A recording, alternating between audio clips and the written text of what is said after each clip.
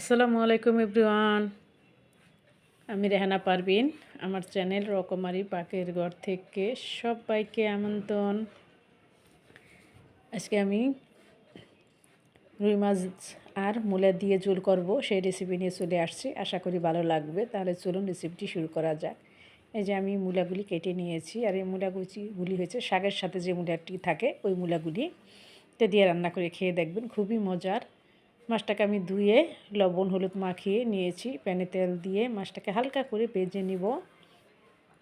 বেশি ভাজলে কিন্তু মাছটা শক্ত হয়ে যাবে, তখন মশলা ভিতরে ঢুকবে না, খেতে স্বাদ হবে না। আর ওই প্যানেই আমি পেঁয়াজ কুচি দিয়েছি। আপনারা চাইলে পেঁয়াজ বাটাও দিতে পারেন। এখানে আমি আধা কাপের মতো পেঁয়াজ কাটা দিয়েছি, একদম মিহি কুচি পেঁয়াজ কাটা। পেঁয়াজটা একটু ভেজে নিচ্ছি যাতে পেঁয়াজটা একটু নরম হয়, এরকম অবস্থায়। তারপর এই যে এরকম হয়েছে। তেল আপনাদের পরিমাণ মতো আপনারা দিবেন, যে যেমন তেল খান। অনেকে তেল বেশি পছন্দ করেন না, অনেকে আবার করেন না। তারপরে এখানে 1 চা চামচ আদা বাটা, 1 চা চামচ রসুন বাটা দিয়ে একটু নেড়ে নিচ্ছি। নেড়ে নিলাম, নেওয়ার পর এখন বাকি মশলা দিয়ে দিব। হলুদ গুঁড়া দিয়ে দিলাম 1 চা চামচ, মরিচ গুঁড়া দিয়ে দিব 1 চা চামচ। যদি আপনারা জাল আর একটু বেশি খেতে চান তা আপনাদের পরিমাণ মতো দিবেন। ধনে গুঁড়াও 1 চা চামচ দিয়েছি আমি। দিয়ে একটু নেড়ে নিলাম, নিয়ে সামান্য একটু পানি দিব। সামান্য একটু পানি দিয়ে দিচ্ছি, দিয়ে মশলাটাকে কষিয়ে নিব। সেটা তো আমরা সবাই জানি, এই যে মশলাটা যত কষানো হবে তরকারিটা কিন্তু খেতে ঝোলটা তত মজা হবে। যে দেখেন উপরে যখন তেল চলে আসবে তখন আমাদের বুঝতে হবে মশলাটা কষানো হয়ে গিয়েছে। আর এই যে দেখেন আমি কিন্তু এরকম কচি মূলাগুলি যে থাকে শাকের সাথে ওই মূলাগুলি নিয়েছি। আপনারা চাইলে যে মূলা বড় মূলাগুলি পাওয়া যায় ওইটাও নিতে পারেন, তবে আমার কাছে এই মূলাটা এটা বেশি মজার হয় আমার কাছে খেতে। আর একদম নরম হয়ে যায়, সাথে সাথেই বেশি সময় লাগে না। লবণ দিয়ে দিলাম পরিমাণ মতো। আর এখানে আমি গরম পানি করে রেখেছি। শীতের সময় যে সবজিগুলি আমরা একটু কষিয়ে রান্না করি, যে একটু হাফ সিদ্ধর মতন, ওইটার ভিতরে গরম পানি দিবেন সব সময়, তাহলে খেতে ভালো হবে ঝোলটা। না হয় কিন্তু ঝোলটা একটু পানিশা পানিশা লাগবে খেতে। তারপরে এই যে দেখেন, আর হালকা মশলা দিবেন, কারণ যেহেতু মূলা সাদা, সেই সাদার ভিতর হালকা মশলা হইলে খেতে ভালো লাগে। একদম টকটকা মাংসের মতো ওরকম মশলা হইলে কিন্তু খেতে ভালো লাগে না, আর ঝোলটাও একদম ঘন হয়ে যাবে। তখন মনে হবে না মাছের স্বাদ, আর বোঝা যাবে না, মশলারই গন্ধ আসবে এরকম। তাই ভালো করে কষিয়ে নিব ডেকে, যাতে হাফ সিদ্ধর মতন হয়ে যায়। তারপর গরম পানি দিয়ে দিব। এই যে দেখেন আমার কিন্তু হয়ে আসছে। তারপরে এই যে গরম পানি আমি পরিমাণ মতো দিয়ে দিচ্ছি। আপনারা যেমন ঝোল রাখবেন সেই অনুযায়ী ঝোলটা দিয়ে নেবেন আপনাদের পছন্দ মতো। আমি আমার পছন্দ মতো দিয়ে দিলাম।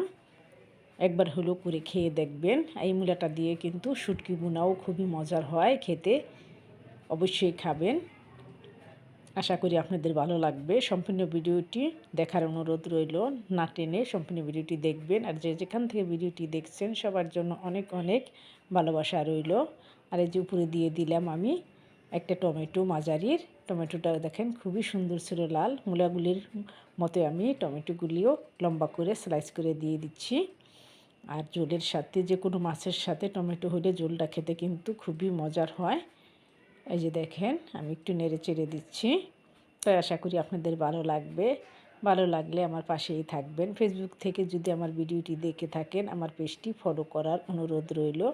আর যদি ফলো দেওয়া থাকে তাহলে অসংখ্য ধন্যবাদ। ইউটিউব থেকে দেখে থাকলে পাশেই থাকবেন, লাইক কমেন্ট শেয়ার করে।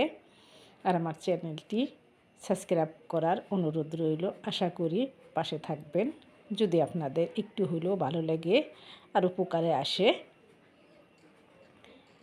তারপর দিয়ে দিলাম 3-4টা কাঁচামরিচ, একটু ফেরেই দিয়েছি আমি। আপনারা চাইলে আস্ত দিতে পারেন বা মাঝখান দিয়ে ভেঙে দিতে পারেন। তারপর বলক আসার পর আমি মাছগুলি উপর থেকে দিয়ে দিলাম, দিয়ে একটু নেড়ে নিব। ঝোলটা উপরে দিয়ে দিব যাতে মাছের ভিতরে ঝোলটা ঢুকে যায়। খুবই খুবই কিন্তু মজার হয়। খুব সহজেই একটা তরকারি দিয়েই আপনি সহপরিবার নিয়ে আপনাদের খাওয়া হয়ে যাবে এরকম, আর সাথে আর কোনো কিছুই লাগবে না। আশা করি রেসিপিটি ফলো করে রান্না করে খেয়ে দেখবেন। ভালো লাগলে পাশেই থাকবেন। আপনাদের পাশে থাকেই আমাকে উৎসাহিত দিবেন যাতে আমি এগিয়ে যেতে পারি। আর আপনাদের উৎসাহিতই আমি আরও ভালো ভালো রেসিপি যেন আপনাদেরকে উপহার দিতে পারি সেই দোয়া করবেন। এই যে দেখেন, আপনাদের সাথে কথা বলতে বলতে কিন্তু আমার তরকারিটা হয়ে গিয়েছে। এই যে এইরকম হওয়ার পরের সময় আমি বেশ কিছু ধনেপাতা কুচি দিয়ে দিলাম। দিয়ে ভালো করে একটু নেড়ে নামানোর আগে চাইলে একটু জিরা গুঁড়া দিয়ে নামিয়ে নিতে পারেন। হাফ চামচ বা আধা চা চামচ বা 1 চা চামচ সমান করে জিরা গুঁড়া দিয়ে ভালো করে লবণ চেক করে নামিয়ে নেবেন। গরম গরম ভাতের সাথে ছাপ করে দেখবেন কী যে মজার, তার বলার মতো না। এই ঝোলটা দিয়েই আপনি ভাত খেয়ে উঠতে পারবেন, আর সাথে আর কোনো তরকারি না হলেও হবে ইনশাল্লাহ। আশা করি ভালো লাগবে। ওই যে দেখেন, আমার মাছের ঝোলটা কিন্তু ঘন হয়ে আসছে। আমি এখন নামিয়ে ফেলবো, আর ঝোল কমাবো না। ঠান্ডা হলে কিন্তু আরেকটু ঝোল কমে যাবে। এই যে দেখেন, মাশাল্লাহ কালারটাও খুবই সুন্দর আসছে। তাহলে সবাই ভালো থাকবেন। যে যেখান থেকে ভিডিওটি দেখছেন সবার জন্য অনেক অনেক দোয়া ভালোবাসা রইল। আমার জন্য দোয়া করবেন। সবাই ভালো থাকবেন, সুস্থ থাকবেন। আবার দেখা হবে নতুন কোনো রেসিপি নিয়ে। আমার পরিবার জন্য দোয়া করবেন। আপনাদের সবার জন্য অনেক অনেক দোয়া রইল। পরিবার নিয়ে ভালো থাকবেন, নিজের প্রতি যত্ন রাখবেন। আবার আসবো নতুন রেসিপি নিয়ে। পাশে থাকবেন যাতে আমি যেন আপনাদেরকে ভালো ভালো রেসিপি উপহার দিতে পারি। তাহলে এখনই বিদায় নিচ্ছি। আল্লাহ হাফেজ।